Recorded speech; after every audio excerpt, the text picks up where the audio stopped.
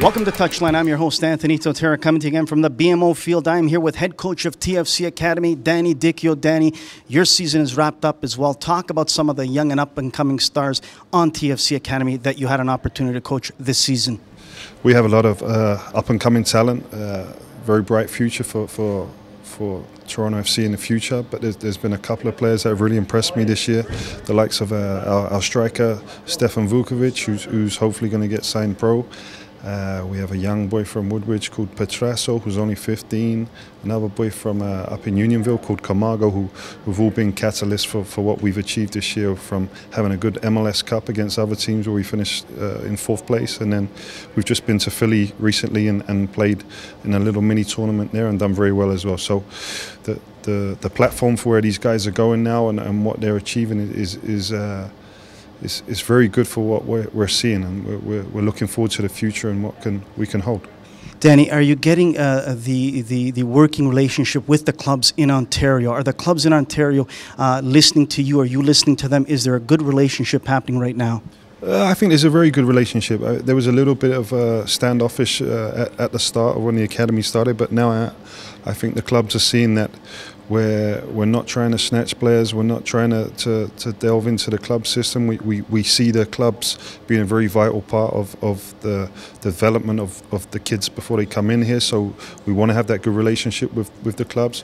Also, the parents is a big thing, because you need to have a good relationship of where you're bringing their children and showing them it's a good environment, and there's a stepping stone to one day hopefully pulling on a TFC shirt and playing for their local team. So these are all things that we've taken into consideration, and we're building those relationships still. But I think the club system has been a lot better this year than in previous years. You're trying to build the trust with the Ontario parent, the Ontario player, and what a bright spot it has been, TFC Academy, the last few years for the Ontario player, where this province has been so strong in providing players to the national team. Talk about that.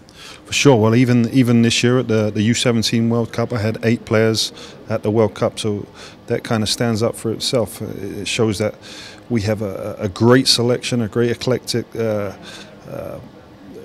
vast region of players from all over the world with different backgrounds, and it's very good for Ontario to have all these different backgrounds and different countries that play football, whether their dad was into it or their mum came from a country that loved soccer, and now we're seeing the kids come through that system as well, and we have so many kids that know a lot about football, know about teams in Europe, teams in South America, and they watch it daily, and that's how we've really got to start breeding the culture in the kids, and that will help the development of the game even more.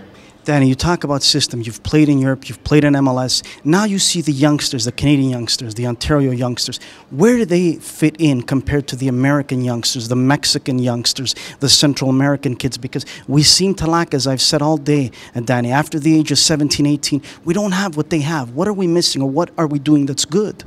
Well, I think that the direction that the kids were heading at their age, there wasn't that much there from them 4 or 5 years ago. Now we have Montreal coming into the league in the pro ranks. We have Vancouver out on the West Coast. We have us here, and Edmonton in the USL. So the kids have a future now that they see. If they don't want to go to university, if they want to really give it a big shot at becoming a pro, we have these carrots, as I say, that they can head towards. So it gives them a dream that they can one day be a professional soccer player, and whoever knows, if they do well for the eventual teams of Montreal, TFC or Vancouver, they can possibly go and play in Europe or South America and live their real dream one day.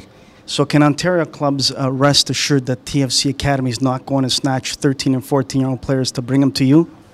We're not going to snatch no one. That's the relationship I was talking about before, where we want the players at that age to still play with their clubs. We'll probably bring them in once a week if they're of good talent and good character, and we see that we can develop them. But we want to keep these relationships with the club still, where we don't want to be snatching. That's not our forte. We want to be developing the kids, whether it be for us or for the national program, because that's only going to help us as a club, but also as a country, develop further and hopefully get into a World Cup finals one day.